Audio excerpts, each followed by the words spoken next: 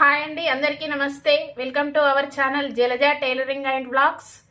ఈరోజు మన వీడియోలో వచ్చేసి తెలంగాణ స్టైల్లో సర్వపిండి ఏ విధంగా చేయాలో చూపిస్తాను. ఇది చాలా టేస్టీగా ఉంటుంది.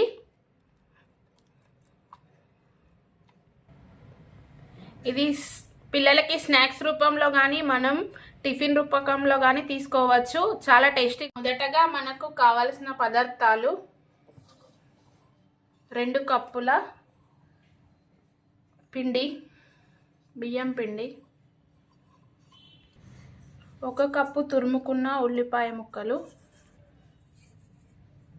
1/2 కప్ పల్లీలు, 1/2 కప్ శనగపప్పు, 1/2 కప్ నువ్వులు, 1/2 కప్ పుట్నాలు, కరివేపాకు తురుము 1/2 కప్, 1/2 కప్ కొత్తిమీర తురుము, 2 టేబుల్ స్పూన్ల కారం,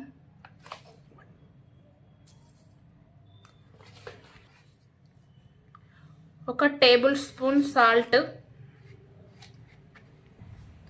ఎల్లిపాయ జీలకర్ర మిక్సింగ్, 2 టేబుల్ స్పూన్ల ఆయిల్,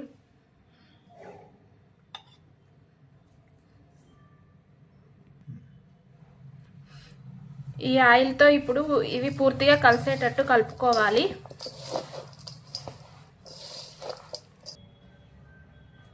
ఇలా మిక్సింగ్ చేసుకున్న తర్వాత తగినన్ని వాటర్ పోసుకొని మిక్సింగ్ చేయాలి.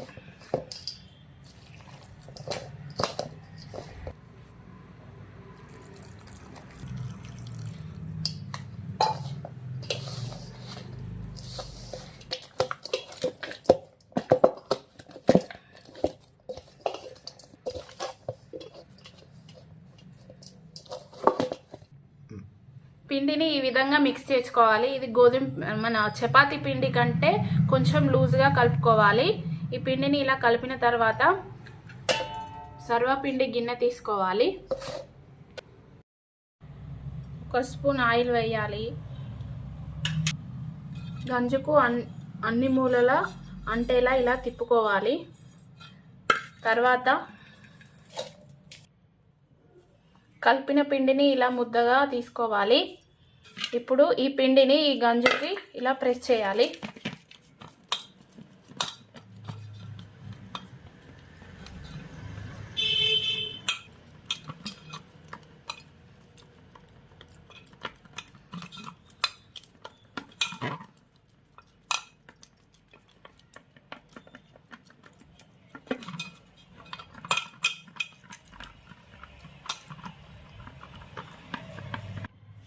మధ్య మధ్యలో ఇలా చిన్నగా హోల్స్ చేసుకోవాలి.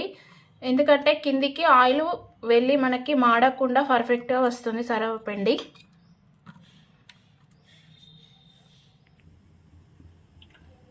స్టవ్ మీద ఈ గిన్నె పెట్టుకొని తగినంత ఆయిల్ వేసుకోవాలి. ఇందులో ఒక 3 టేబుల్ స్పూన్ల ఆయిల్ పడుతుంది.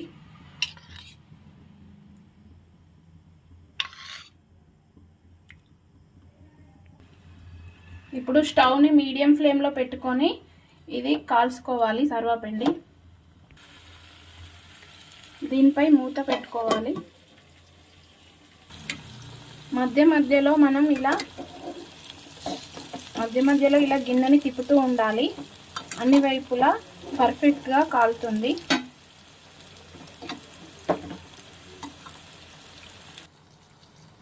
ఈ విధంగా కలర్ వస్తే పిండి మంచిగా కాలుతుంది.